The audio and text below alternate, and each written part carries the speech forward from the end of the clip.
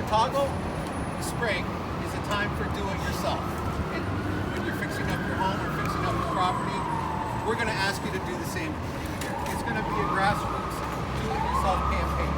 So what we really need you to do is go to our website, which is www.recallthisfall.com, download and print out the petition on 8x5 paper, sign it and circulate it to your friends and family who are registered Chicago voters. If you're not a registered Chicago voter and you live out in the suburbs, which the mayor thinks that I do, but I do not, all right, you can still pass the petition. Come on down and make out a copy and spread it to your friends and family who do live here in the city and are registered Chicago voters. We're going to be at street fests and music fests and parades and neighborhood block parties and garden walks, and we're going to be on the beaches of Chicago, and we're going to be everywhere. So I hope you'll look out for us and show them the recall this fall. And so, you know, we're going to be everywhere. And if we work together as Team Chicago, we can get mayoral recall on the fall ballot. And the deadline for the signatures is August the 5th of 2024. So I want you all to go out and enjoy Chicago spring and summer and look for our volunteers and events. We're going to be in every single ward at some point. If anyone has circulated the petition already, that's great. Send them in when you can. I do want to say though, if any circulator asks you for donations, we do not have that set up, so they are not working for us. Do not give them any money. Any donations either sent to through the website or to our mailing address, which is 3712 North Broadway, number 456, Chicago, Illinois 60613.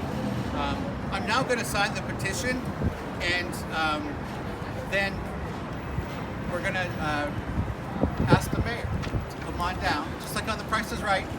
Come on down, Mayor Johnson, and sign on the line if you believe in transparency, accountability, the power of direct democracy, and good government. He ran on these things, so we expect him to do that. Let me just go ahead and sign now. I'm going to do this way so you all can see.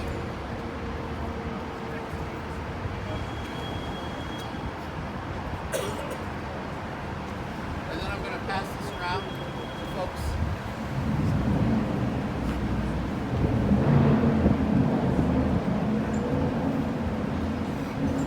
And while we wait for the mayor, I want to ask us to have a moment of silence for Officer Luis Huesca and for the other policemen who were killed in the line of duty over the last few years because of Chicago gun violence. I also want to, as well. yes, Are we on the press?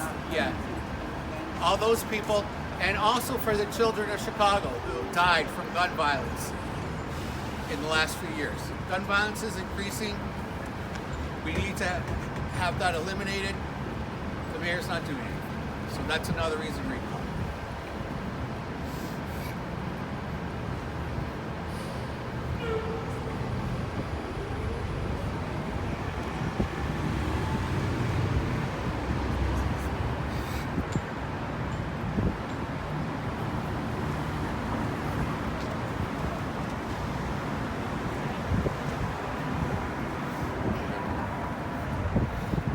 All right, thank you, everyone.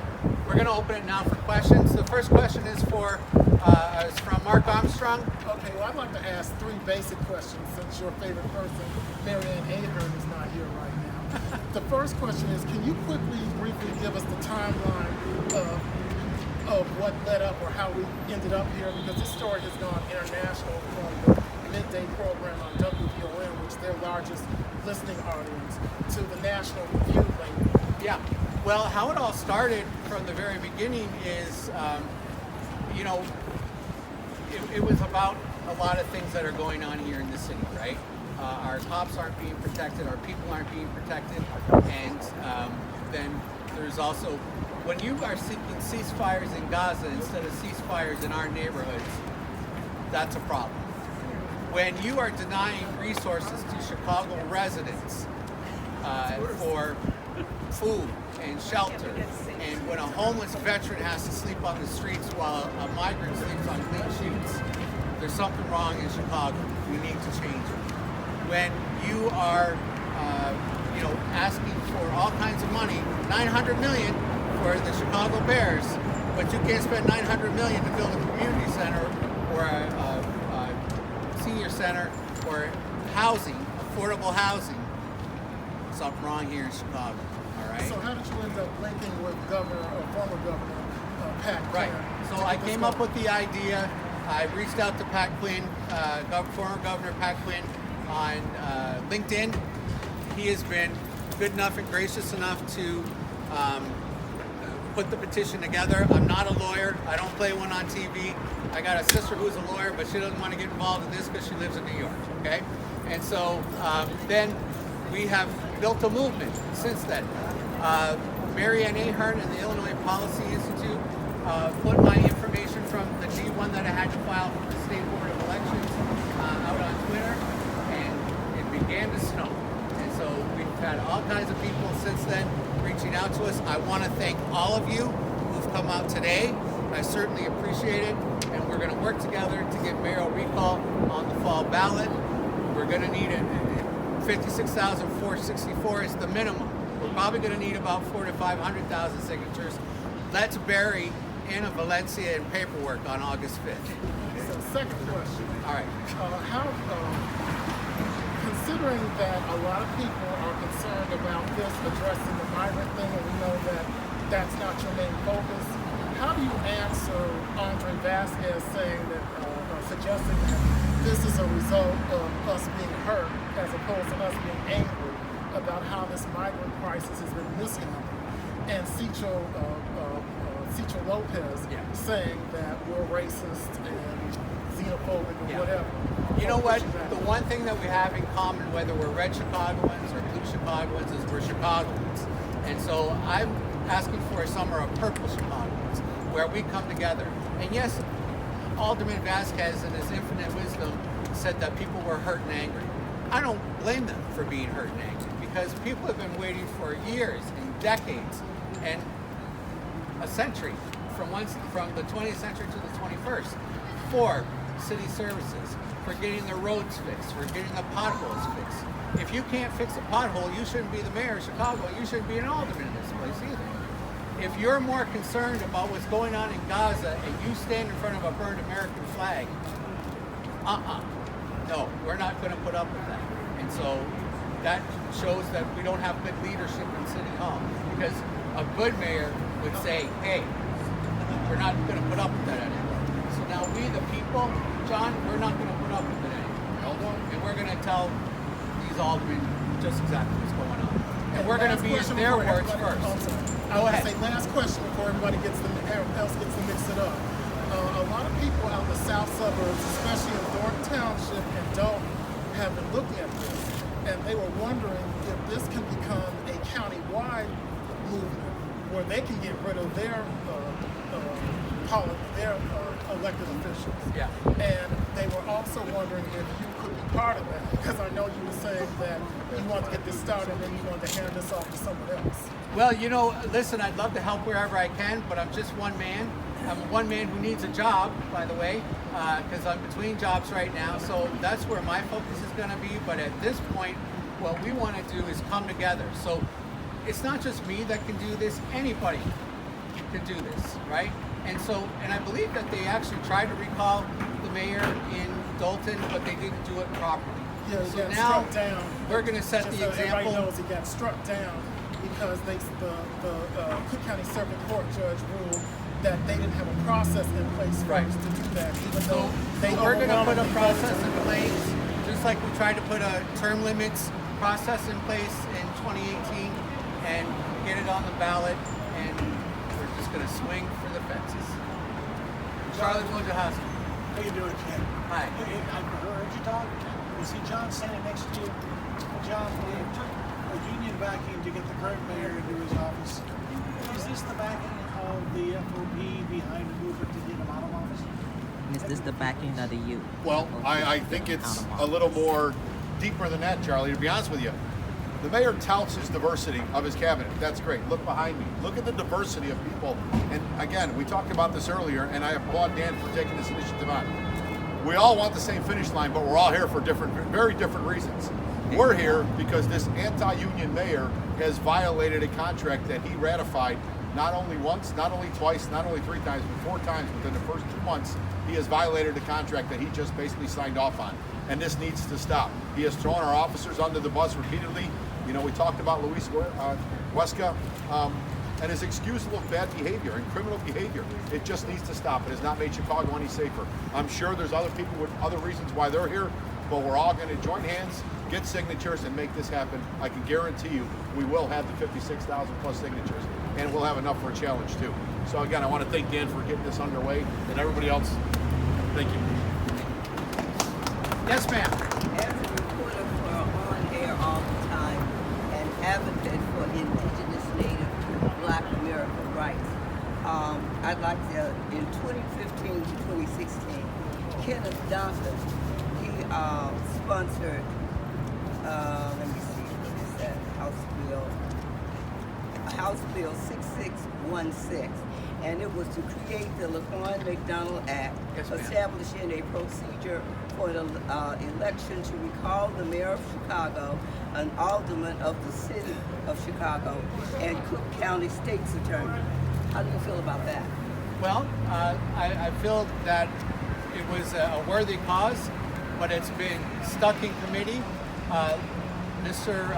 LaShawn Ford has been introducing it every year, and so it continues to collect dust in the State House. And so if you feel that we should expand upon that, that's one option to, you know, call your state reps and ask them to have it introduced to the state floor.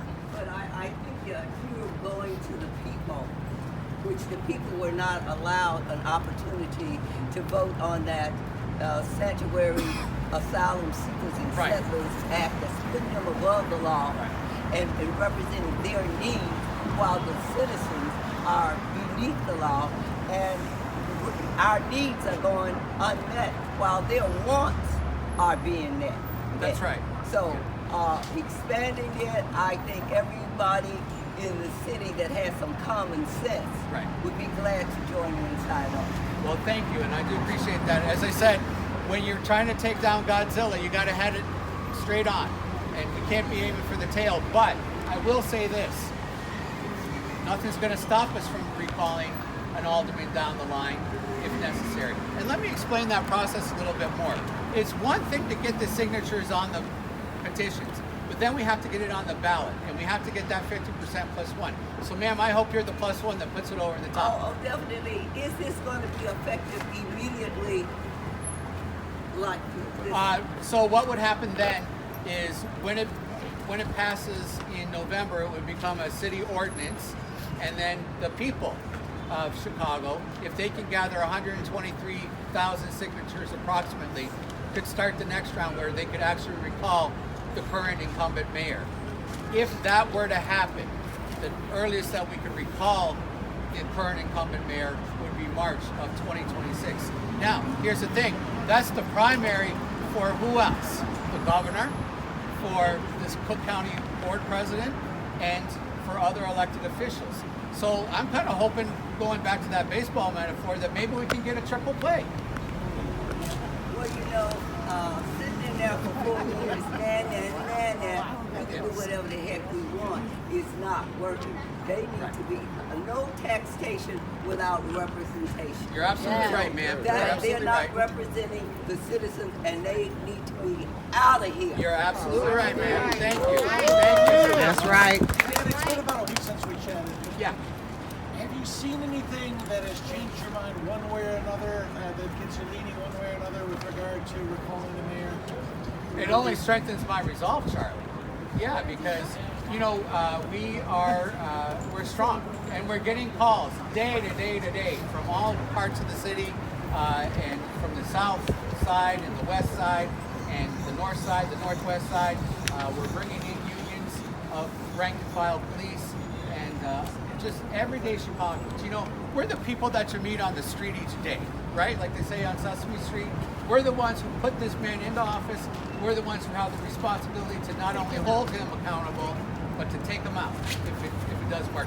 I'm not here to take out As Mayor you'll Johnson see, there's myself. many I'm here representatives just to get from the different recall on the groups that are ballot. here But we're for gonna the need to start recall somewhere. Brandon Johnson. I'll step up to the plate and take the arrow. Recallthisfall.com.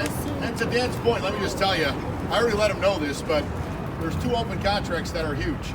The supervisors, the sergeants, lieutenants, and captains, the PVPA, along with Local 2's contract, are both open negotiations that the city are dragging their feet on. I've spoke to all of those organizational presidents, and they've pretty much pledged if they don't get resolution soon, they're going to entertain joining us too in this fight and getting the petition signatures we need. So the ball's in the mayor's office on that end. So Dan, how soon could you all follow up with a process to recall all?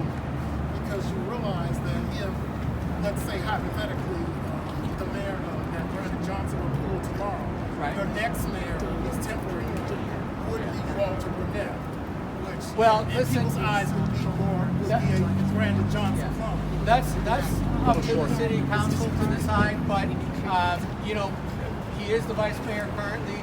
We've had situations when Mayor Harold Washington passed away to have a temporary mayor for a few days, and then they voted on a different mayor, and they put, I believe it was Gene Sawyer. Yep. Yes. Right? Before my time, I'm sorry, I haven't lived here my whole life. A lot of you folks have. So yes, And that's actually, that was a contest between Gene Sawyer Okay, and yeah. what's now Chief Judge Judge Evans. Timothy Evans. Yeah. Okay. So the thing is that, you know, we can start after it gets passed, right?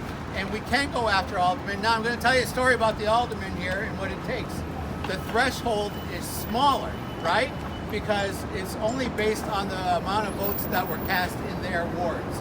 So people, if they want to start this, Illinois state, Constitution, Section 6F, Article 7, if you want to bring that on too, down the line, I'll help you with it. I'll sign in my ward for sure. And we'll help people wherever we can. We're all in this together. Okay? That's it for me. I'm sorry, go ahead. Go ahead. Kit Cabell with Hard Lens Media. All right, Kit. So, in regards to this, let's say you are successful before the August deadline. Is your team prepared for any kind of legal challenges that the Democratic establishment may put against you? Because we all know the DNC, the Democrats, like to, remove ballot signatures or say that this thing doesn't add up, or automatically you don't have the right amount of numbers. Well, Are you and prepared that's for fair, any and legal that's a part battles? of democracy to challenge where you can. As I said, I'm hoping we get enough signatures that we bury Ms. Valencia for a few days anyway, and so we're going to do the best we can to do that. There will be challenges. We will have a legal team and staff, to help us with that. We're going to have all kinds of people from all kinds of legal services to help us. So yes. Second question. Yes, sir. Go ahead. Last one. And while it's unrelated, let's say you are successful in getting the signatures, you bury them in paperwork. We all know in August, between the 19th to the 22nd, the DNC convention will be here in Chicago. Yes. What are your thoughts on that event taking place here, and overall the possibility of your movement expanding even further, probably getting more attention? Well, listen, we're going to take it one candidate at a time. We certainly welcome the DNC here. If President Biden wants to come to my house and bring Jill for a cup of coffee, I'd be glad to tell him exactly what's going on in Chicago and how we need to change it. And hopefully this will lead to change throughout our country because it's badly needed. And we want to help anybody that wants to make America and make our city especially a better place. Okay? We're going to wrap up now, but I have all my friends here behind me. Make it short. Considering that a lot of the aldermen are going to be committed Biden delegates to the National Convention, what message do you want to take to the convention about more direct democracy as opposed to the Republicans? What I want to take to the convention is we're not backing down. We're going to fight for our people. We're going to fight for our resources. And it's about the people who live here in Chicago, not the people who came here to Chicago. It's about our resources. It's about ceasefires in our city. not in Gaza. That ain't my my pay grade. Okay, so that's going to be the last question. All of these people here are. One last thing, ma'am. We want everybody to sign the petitions behind us if they can. And still no mayor. What's going on with that, right? All right. Well, I guess maybe he's busy doing whatever he's doing, or alderman, but that's okay. So here's the thing: we're going to be out. We're going to be in about. I'm going to end the press conference now, but all of these people behind me came out today to support our cause. This is my team. We're Team Chicago, and I invite you to speak with any one of them about what their experience has been in Chicago and why they support recall this fall and the Committee for Chicago Mayoral Recall. And Dorothy, would you like to say something? Yes. This is a very serious issue that we're dealing with here in Chicago. This is our city. We, the people of Chicago, we voted these people in. The mayor has failed the citizens of Chicago. I don't call them migrants. I call them illegal economic immigrants. He's taking the taxpayers' money and he's taking care of these people while citizens of Chicago are suffering. There's a 16% or higher unemployment rate in the black community. The poverty rate is 28% or higher. The median income is $35,000 or lower, while he spent almost $1 billion on taking care of people who have come from around the world. He's allowed poor people from around the world to come into this city, dump them into some of the most vulnerable communities in this city. It is wrong.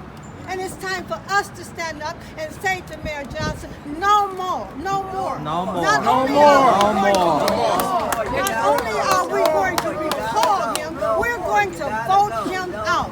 This is unconstitutional. Across the board, there's no other way you can look at it. How dare he? How dare he take our tax dollars and take care of people who are not legal citizens of this city? Right. And seniors are losing their homes. Yes. All kinds of things are going on. Take care of us first. Yes. Our tax dollars. America the first. Hospitals are overwhelmed. Everything is going on in this city. So he must go. I support this recall 1,000%. He has to go. Yes. Yes. Whoa. Yes. Yes. My name is Doris Lewis. I am a retired Chicago public school teacher and counselor. I've taught in this city 37 years. I'm very disappointed with what the Board of Education is doing now. They are a dictatorship. They're not educators. They're dictators. And I don't like that. Yes. I will do whatever I can to stop this dictatorship here in Chicago. And Doris, Yes. really the best thing. Give your name again because I missed the last. Doris Lewis, Lewis. And Doris, the best thing that we can do to help the mayor along is hold him accountable, make sure that he's transparent, make sure that he's operating in good faith and good government, giving us the power for direct democracy. And really, if you've got an extra pair of scissors around the house, send it to City Hall, 5th floor. Maybe we can cut the cords between the teachers union and the mayor. Maybe we can cut the cords between the Cook County Board President Gonna need some big scissors. and the mayor.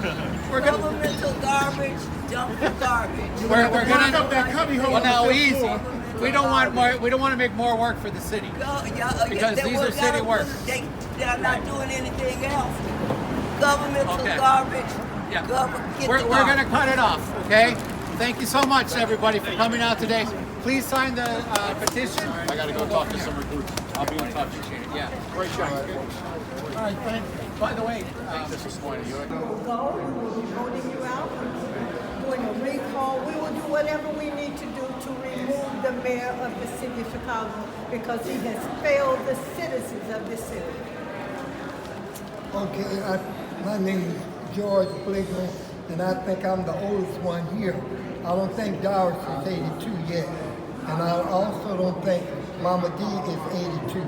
So we are the eldest, and we're still out here fighting for our people, even though we are old. But you can't tell an old bird to don't fly or old fish to don't swim. I'm kind of late for this press conference. We're calling the mayor. we should recall all of them. The Altman, Frank Winkle, all of them. The commissioners, all of them. So this recall is not only for the mayor, because what they're doing is egregious. They're bringing in the illegal immigrants, people that's the new arrival. They're bringing them in to our cities, giving them resources that we never received, and we will never receive them until we demand them. All of them, the alderman, the commissioner, the mayor, Frank Winkle, the whole system is broke. We need a revolution. We call them all. My reason is not only the mayor, all of them. The black commissioners, all these black faces in high places, for all of them to go.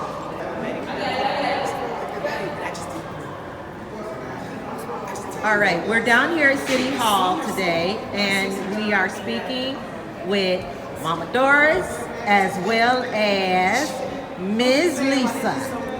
So, who would like to begin?